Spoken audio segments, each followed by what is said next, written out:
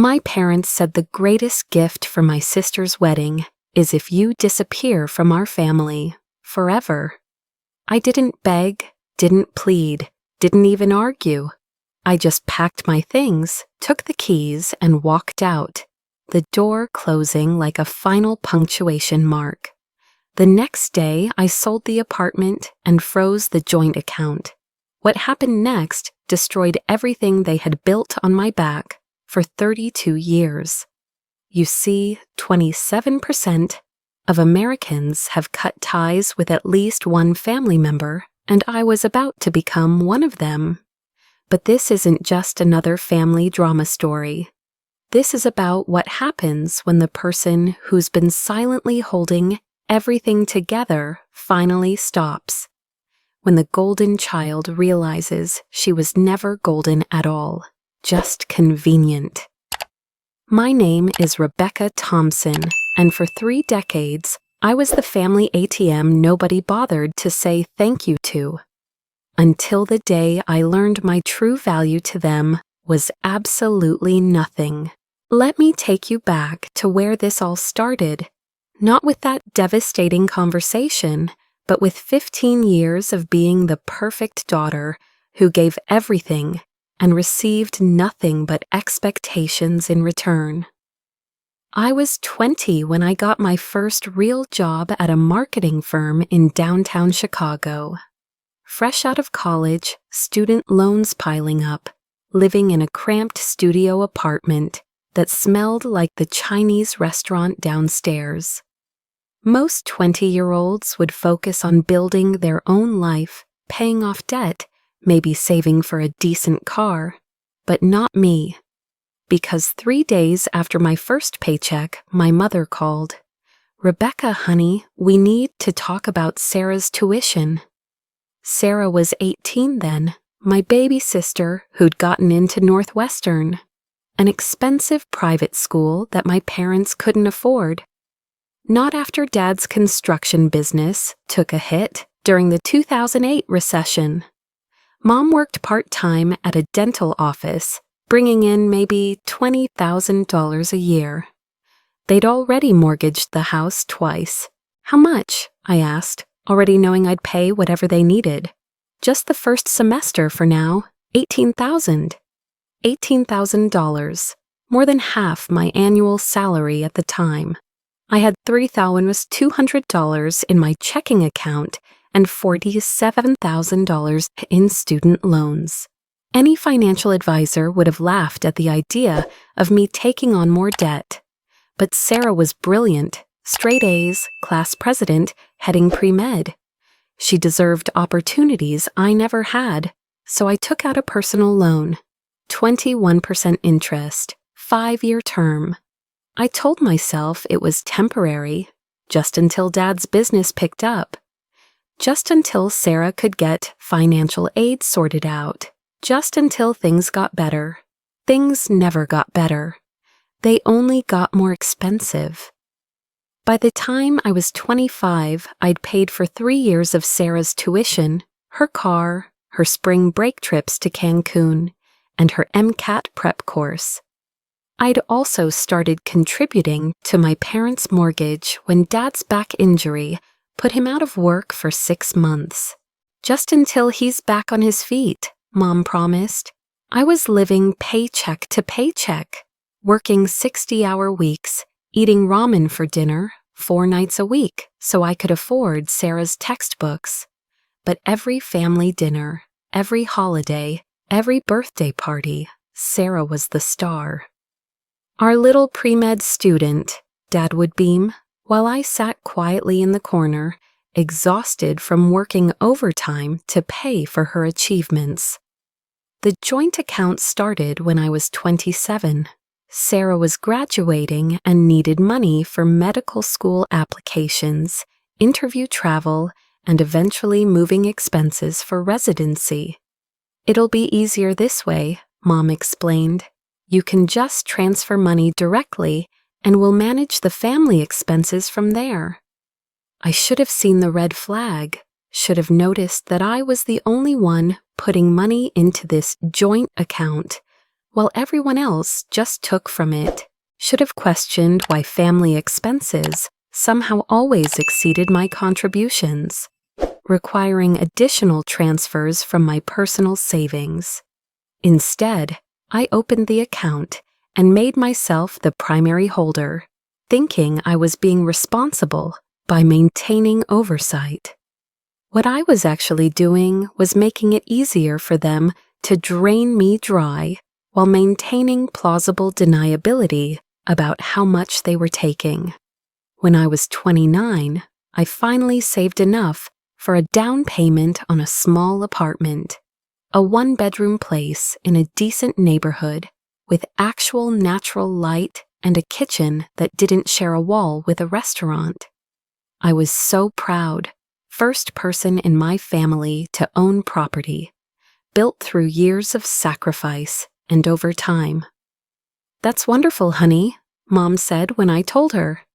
"You know, Dad and I have been struggling with the rent increases on our place. The landlord wants to raise it another $400 a month." 2 weeks later, they'd moved into my apartment. "Just temporarily," they assured me. "Just until we find something more affordable." I gave them the bedroom and slept on the pull-out couch in my own living room. I paid all the utilities, all the groceries, all the maintenance fees. Dad's back was acting up again, so he couldn't work. Mom's hours had been cut at the dental office. Sarah was in residency, making barely enough to cover her own expenses in Boston. For 3 years, I lived as a guest in my own home, financing a family that treated me like a bank account with legs. The warning signs were everywhere, but I was trained not to see them. Trained by years of being told I was so responsible, so generous, the strong one who can handle anything. Trained to believe that love meant endless giving without receiving. That family meant sacrificing your own dreams for everyone else's success. I noticed that family events were planned around Sarah's schedule, never mine. That my parents would drive 4 hours to watch Sarah's medical school graduation, but couldn't attend my promotion celebration because it was too far and gas was expensive. That holiday gifts were carefully chosen for Sarah, while I got generic gift cards or nothing at all, because you have everything you need. I noticed that phone calls from my family only came when they needed something.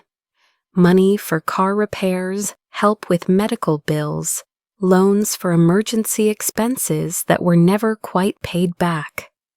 The rest of the time, radio silence. I noticed that whenever I brought up my own struggles, working mandatory overtime, skipping meals to save money, postponing dental appointments because I couldn't afford them, the conversation would quickly shift to someone else's more pressing needs. Sarah's stress about residency applications, Dad's ongoing back problems, Mom's concerns about aging. But noticing and acting on those observations are two different things entirely. Because by then I was caught in what psychologists call the sunk cost fallacy. I'd already given so much, sacrificed so much, that walking away would mean admitting it was all for nothing. Every missed opportunity, every postponed dream, every dollar I'd scraped together, all worthless if I stopped now. So I kept giving, kept believing that if I just hung on a little longer, if I just gave a little more, eventually I'd be valued for more than my bank account. The breaking point came on a Tuesday evening in March, exactly 3 weeks before Sarah's wedding. I'd just gotten home from a brutal 14-hour day at work, having stayed late to finish a campaign pitch that could earn me a bonus, money I desperately needed since my savings were completely depleted from wedding expenses. Sarah's wedding was supposed to be the event of the year, the Thompson family's crowning achievement. Our little girl, the doctor, marrying another doctor in a ceremony that would cost more than I'd made in my first 3 years of employment. I'd already contributed $12,000 toward the venue, $3,500 for her dress, and $2,800 for the honeymoon she'd planned to Tuscany. This was on top of the regular monthly transfers to the family account and my ongoing coverage of household expenses for my parents, who were still living in my apartment. I walked through my front door to find my entire family gathered in my living room.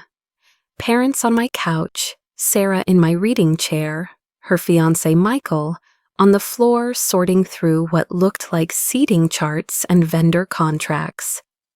"Oh good, you're finally home," Mom said, without looking up from her tablet. "We need to finalize the guest list tonight." I stood in my own doorway, briefcase still in hand, looking at my family making wedding plans in the apartment I paid for, using the furniture I'd bought, eating takeout I'd undoubtedly be expected to reimburse. "Rebecca, there's something we need to discuss," Dad said, his tone unusually serious. Sarah wouldn't meet my eyes. She kept shuffling through papers, making unnecessary adjustments to already perfect piles. Michael looked uncomfortable, like he'd rather be anywhere else. "We've been talking," Mom continued, "and we think it might be better if you didn't attend the wedding." The words hit me like a physical blow. I actually took a step backward. "I'm sorry, what?" "It's not personal," Sarah finally spoke, still not looking at me. "It's just complicated." "Complicated how?" Dad cleared his throat. "Some of Sarah's new colleagues will be there, medical professionals, you know, successful people, and your situation might raise questions." My situation. I was a senior marketing manager at a respected firm, owned my own apartment, and had put myself through college. But compared to a room full of doctors, I suppose my situation was embarrassing to them. "What exactly is my situation, Dad?"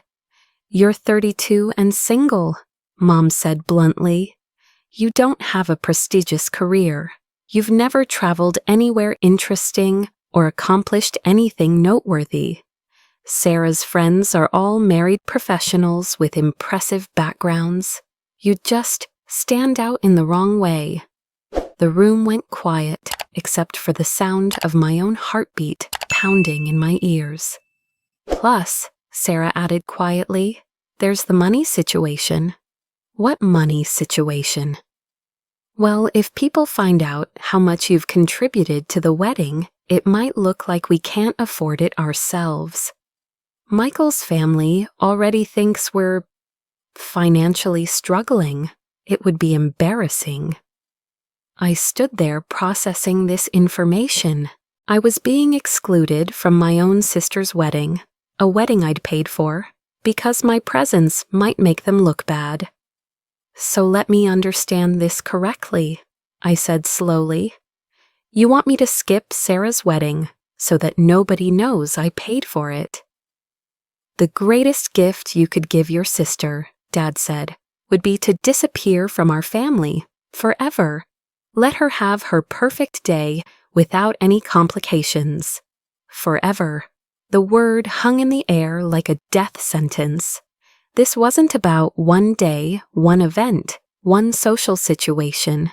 This was about erasing me completely so they could present a prettier picture to the world.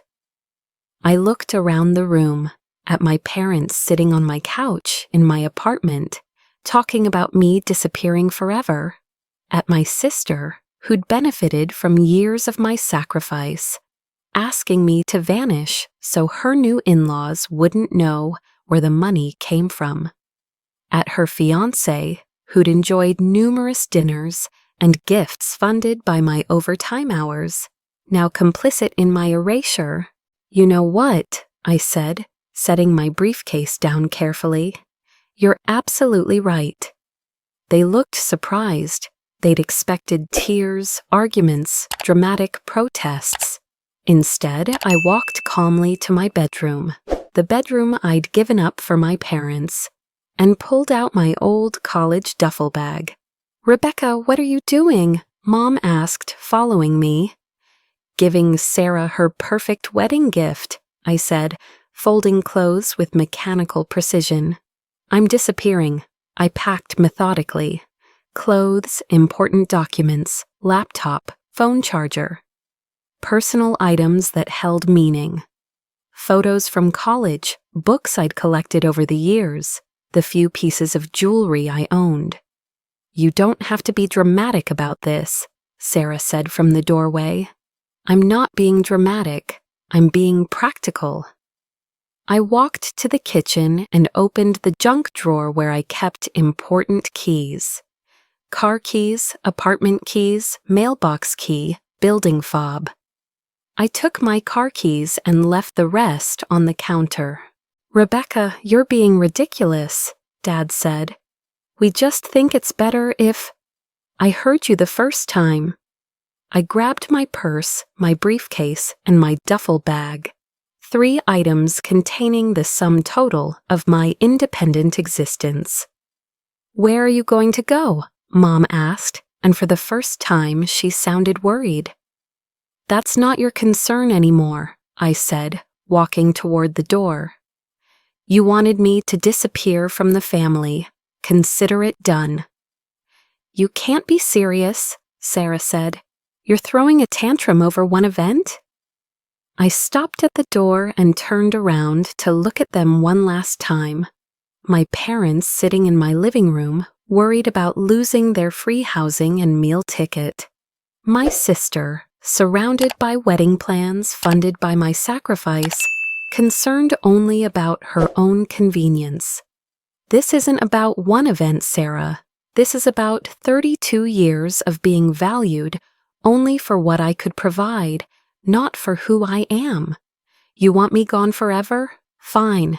But understand that when I walk out this door, everything I've given, everything I've sacrificed, everything I've built that you've been using, it goes with me." I walked out and closed the door quietly behind me. No slamming, no shouting, no dramatic declarations. Just the soft click of a door closing, like a final punctuation mark on a chapter of my life that had been written entirely for other people's benefit. I sat in my car in the parking lot for exactly 3 minutes, hands gripping the steering wheel, letting the reality sink in. For the first time in 15 years, I had no one to take care of except myself. No tuition to pay, no family emergencies to fund, no guilt about spending money on my own needs. It was terrifying. It was also the most liberating feeling I'd ever experienced. I started the car and drove to a hotel downtown, a nice one, the kind I'd always wanted to stay in, but couldn't afford, because every spare dollar went to family expenses. I checked in for a week, charged it to my personal credit card, and didn't feel guilty about the cost. Then I sat on the hotel bed and made a list of everything that needed to be handled immediately. The apartment lease was in my name. The joint account was under my primary ownership. Every family expense for the past 5 years was traceable to my income and my credit. If they wanted me to disappear forever, I would give them exactly what they asked for. But I was taking my financial contributions with me. The next morning, I called my real estate agent. "Hi, Jennifer, it's Rebecca Thompson. I need to list my apartment immediately." "Oh, wonderful. Are you upgrading to something bigger?" "Something like that. I need it listed today, and I want to price it to sell quickly."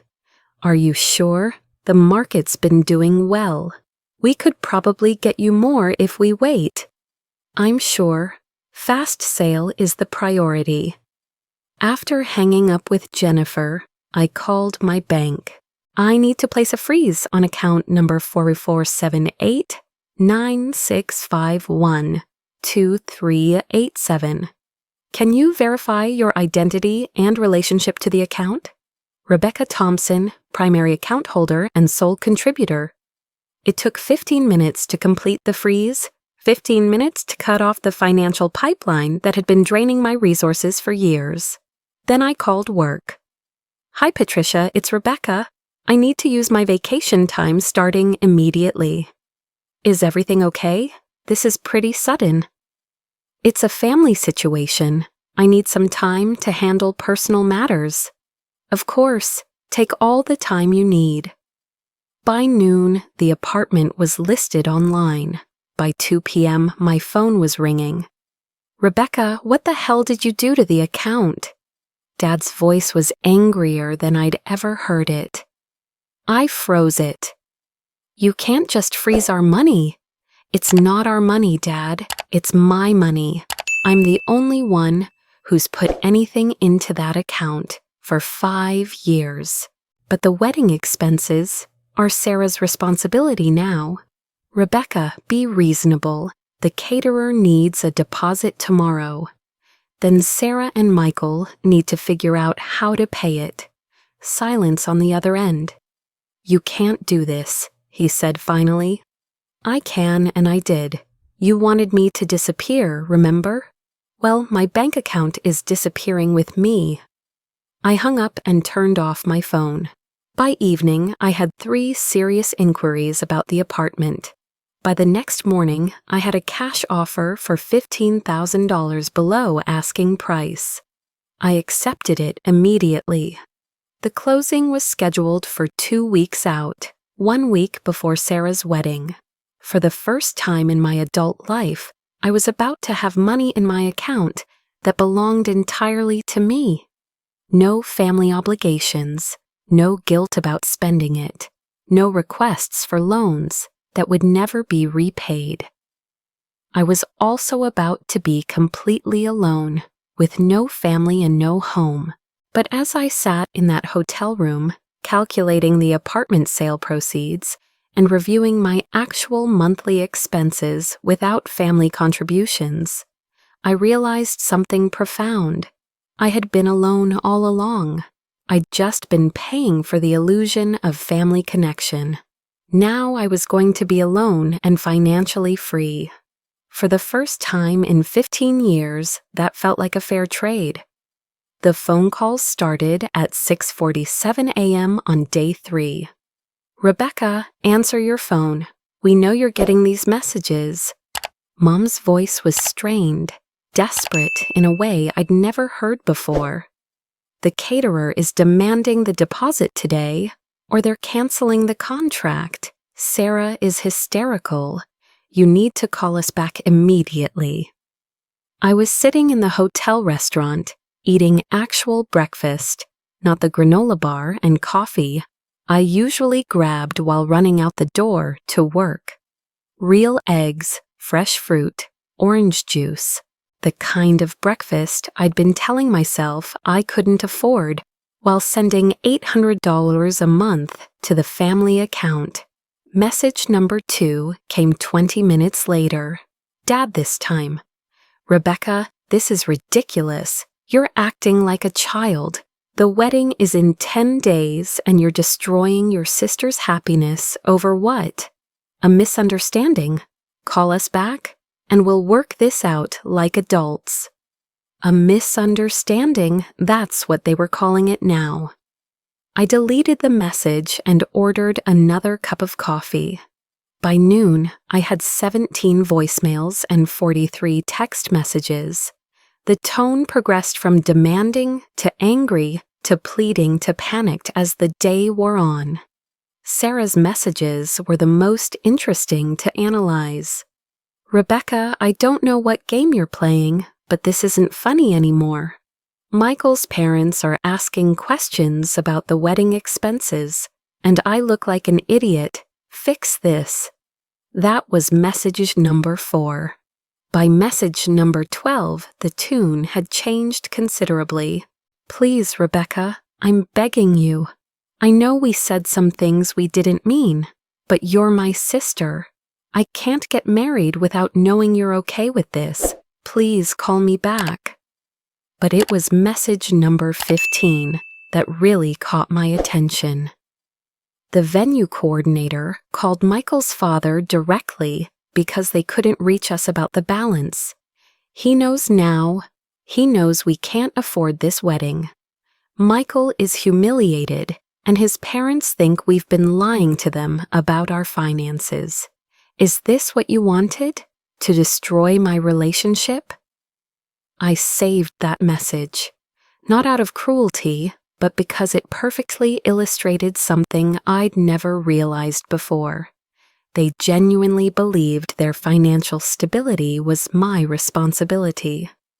Even when cutting me out entirely, they somehow expected me to continue funding their lives from a distance.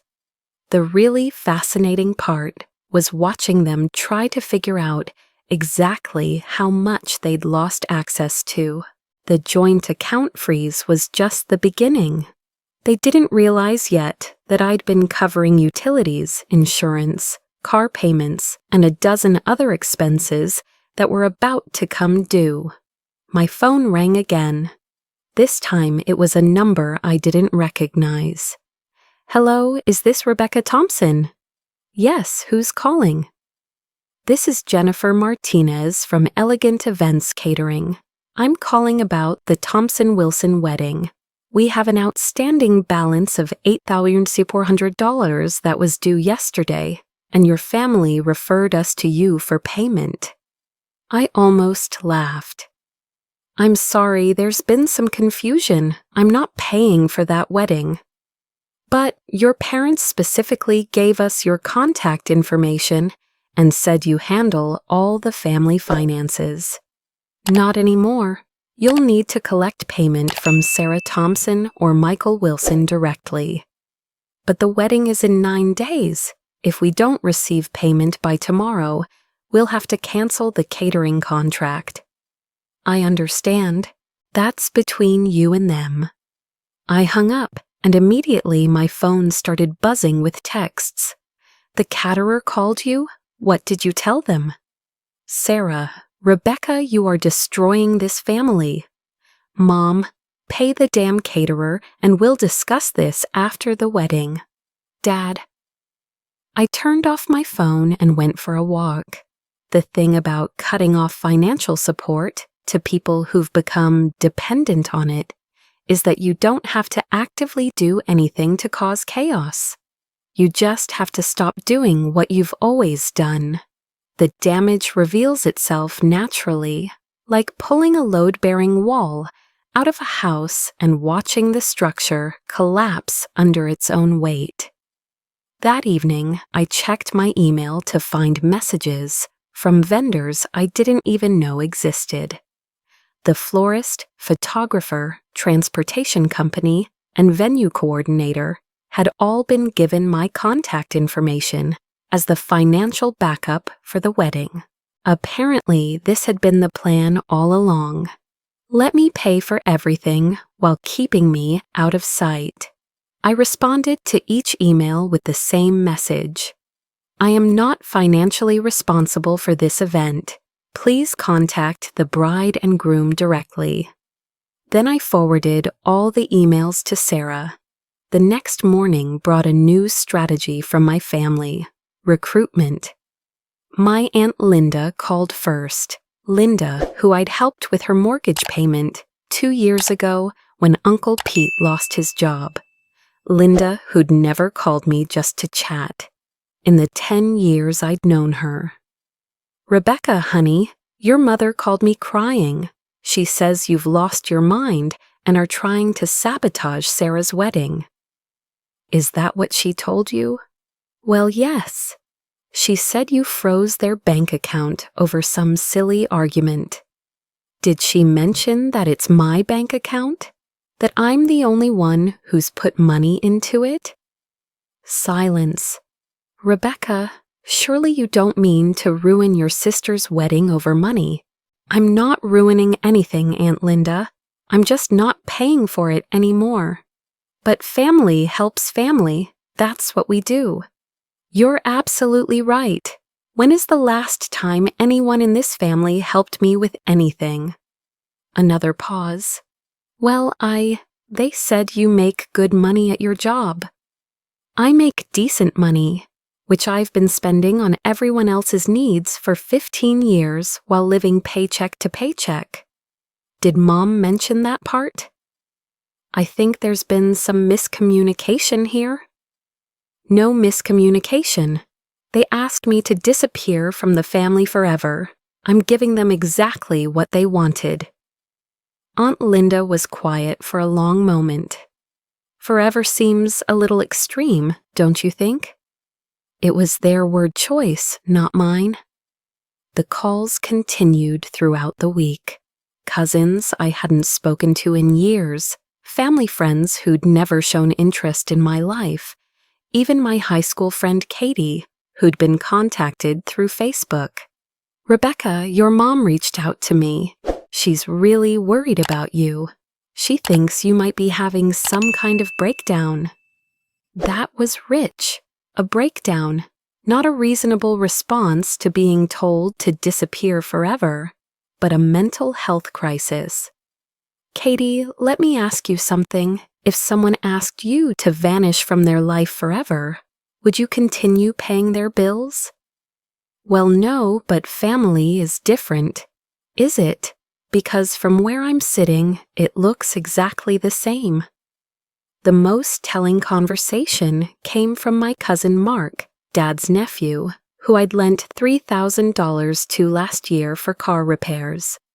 Rebecca, Uncle Jim called and asked me to talk to you. He says you're holding the whole family hostage over money. Holding them hostage? Come on, you know they depend on your help. It's not like they can just suddenly afford everything on their own.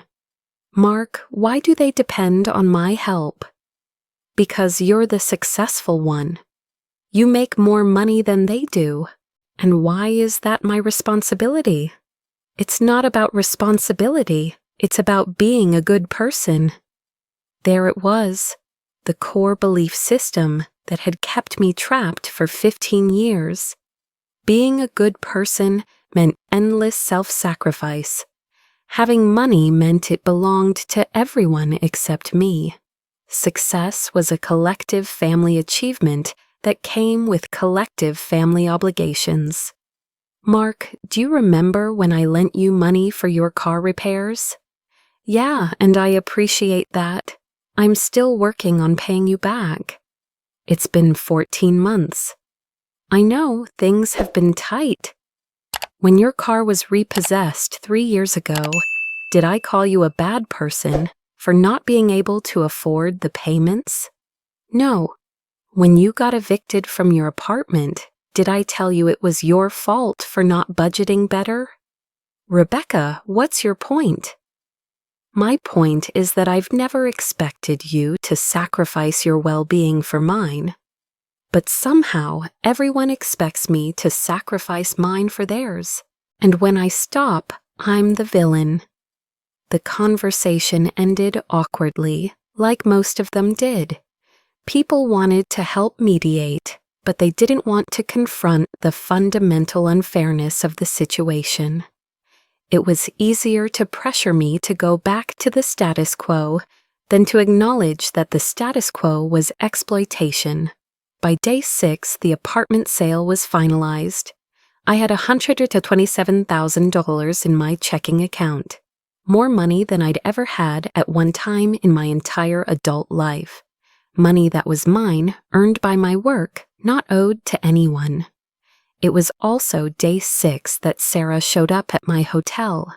I was returning from the gym, another luxury I'd allowed myself, a guest membership at the hotel's fitness center, when I found her sitting in the lobby, still in her scrubs from the hospital. "We need to talk," she said. I considered walking past her to the elevator. I considered pretending I hadn't seen her. Instead, I sat down in the chair across from her. "Okay, talk."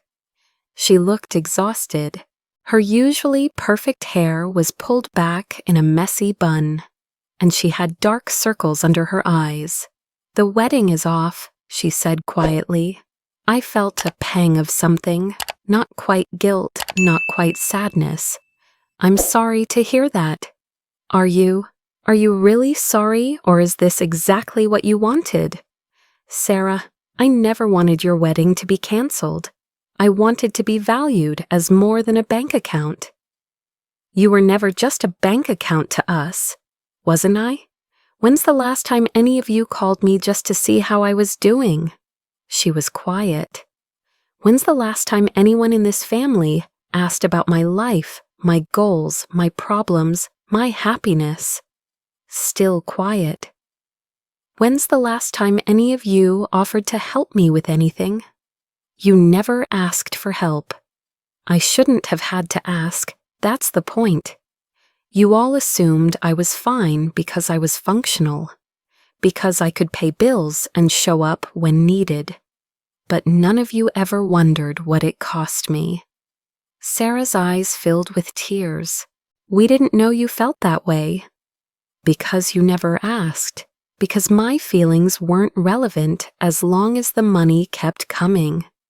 "That's not, we don't think of you like that."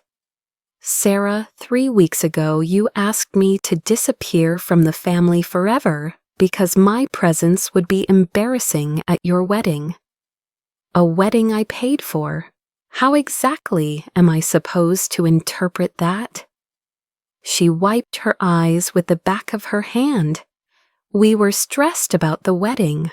Michael's parents have been asking a lot of questions about our finances, and we panicked. We said things we didn't mean." "Did you, though? Did you not mean them? Because it felt pretty thought out to me." "Rebecca, I'm 26 years old. I've never had to worry about money because you've always taken care of everything. I don't know how to navigate this stuff." And there it was, the closest thing to an acknowledgement I was going to get. "That's exactly the problem, Sarah. You're 26, a medical resident, engaged to another doctor, and you've never had to worry about money because your older sister has been your personal ATM since you were 18. So what happens now? You just cut us off forever?" "I don't know. That depends on what you all decide you want our relationships to look like going forward." "What do you mean?" "I mean, do you want a sister, or do you want a bank account? Because you can't have both anymore." Sarah was crying openly now. "I want my sister. I've always wanted my sister." "No, you wanted my financial support with a sister attached. There's a difference. How can I prove that's not true?" "By building a relationship with me that doesn't involve money, by showing interest in my life, by offering support instead of always requesting it, by treating me like family instead of like a resource." She nodded, still crying. "Michael and I are going to elope. Small ceremony, immediate family only. His parents agreed to pay for it as an early wedding gift." "That sounds lovely. Will you come?" I looked at her, really looked at her. My baby sister, who I'd loved and sacrificed for and enabled for 8 years. She looked young and scared and lost without the financial safety net I'd provided. "I don't know, Sarah. Ask me again in a few months, after we've both had time to figure out what our relationship looks like without money involved." She left quietly, and I went upstairs to my hotel room. That night, for the first time since walking out, I cried. Not from regret or guilt, but from grief. Grief for the family relationships I'd thought I had. Grief for the years I'd spent trying to buy love that was never actually available for purchase. But I also felt something else, relief. The constant weight of other people's financial emergencies was gone. The guilt about spending money on myself was evaporating. The resentment that had been building for years was finally being released. 3 months later, I was living in a beautiful one-bedroom apartment downtown, close to work, with a view of the lake. I'd furnished it exactly how I wanted, bought art that spoke to me, invested in a comfortable mattress and quality sheets. I'd also started therapy, joined a hiking group, and taken a weekend trip to New York just because I wanted to see a Broadway show. Sarah texted me occasionally, updates about her elopement planning, pictures of her engagement ring, mundane details about her residency. I responded politely but didn't initiate contact. I was learning the difference between being available and being responsible. My parents had stopped calling after the first month. Aunt Linda mentioned in a group text that they'd moved in with Sarah and Michael temporarily after losing the apartment. I felt a brief moment of concern, followed immediately by the realization that this was not my problem to solve. The hiking group introduced me to people who knew nothing about my family history. People who appreciated my sense of humor, my work ethic, my loyalty to friends. People who included me in plans because they enjoyed my company, not because they needed something from me. One Saturday morning, I was having coffee with Emma, a woman from the hiking group who'd become a close friend, when my phone buzzed with a text from Sarah. "Rebecca, I know we haven't talked much, but I wanted you to know that Michael and I are going to pay you back. We've been tracking all the money you spent on our wedding stuff, and we're going to return it over the next year. It's not about guilt or obligation. It's because it was never fair to take that from you."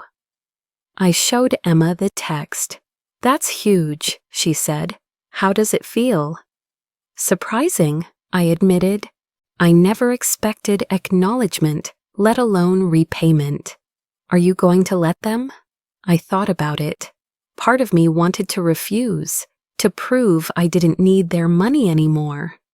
But another part of me recognized that accepting repayment might be healthier for all of us. It would make our relationship more equal, more reciprocal. "Yeah, I think I will. Not because I need the money, but because they need to give it back." Emma nodded. "It sounds like your sister might actually be growing up." 6 months after walking out of my own apartment, I had a life that was entirely my own. A job where I was being considered for a promotion, because I could finally work late when needed without rushing home to handle family emergencies. Friendships based on mutual interest rather than financial dependency. Hobbies I actually had time and money to pursue. I'd also started volunteering at a financial literacy nonprofit, helping people recognize and escape financial abuse from family members. It turned out I wasn't the only adult child who'd been systematically drained by relatives who confused love with exploitation. The work was meaningful in a way I'd never experienced. Every person who learned to set boundaries, every young adult who recognized they weren't responsible for their parents' poor financial choices, every family member who learned to distinguish between helping and enabling. It felt like turning my own painful experience into something useful. One evening, I was reviewing client files when my phone rang. Sarah's name on the screen. "Hi, Rebecca. Do you have a few minutes to talk?" "Sure." "Michael and I sent the first repayment check today, $500. We're planning to send the same amount every month until we've paid back everything we can calculate." "Thank you. You didn't have to do that." "Yes, we did. We absolutely did. Rebecca, I've been thinking a lot about everything that happened, and I need to tell you something." "Okay, you were right. about all of it. We did treat you like a bank account. We did take advantage of your generosity. And asking you to disappear was the cruelest thing I've ever done to anyone, especially someone who'd given me so much. I was quiet, letting her continue. I want to have a real relationship with you. Not one where I need something from you, but one where we actually care about each other's lives. I want to know about your work, your hobbies, your dating life. I want you to feel comfortable telling me when something is bothering you. I want to be the kind of sister you deserve, not just the one you've been taking care of. I'd like that too, I said, and realized I meant it. Would you maybe want to have lunch next weekend? Just the two of us. No agenda, no financial discussions, no family drama, just sisters hanging out. I looked around my apartment, my space, furnished with my choices, paid for by my work, free from the chaos of other people's emergencies. I'd love that. As we hung up, I realized something profound had happened over the past 6 months. I'd learned the difference between being alone and being lonely. I'd discovered that the family connection I'd been desperately trying to maintain was actually preventing me from building the authentic relationships I craved. Most importantly, I'd learned that disappearing from a toxic family dynamic wasn't abandonment, it was survival. And sometimes, survival creates the space for something healthier to grow in its place. The greatest gift I'd ever given my sister wasn't 15 years of financial support. It was teaching her that love doesn't require endless self-sacrifice, and that the strongest families are built on mutual respect rather than one-sided obligation. And the greatest gift I'd given myself was learning that I was worth more than the sum of my financial contributions. I was worth being valued, appreciated, and loved for who I was, not what I could provide. It had taken 32 years and one devastating conversation to figure that out.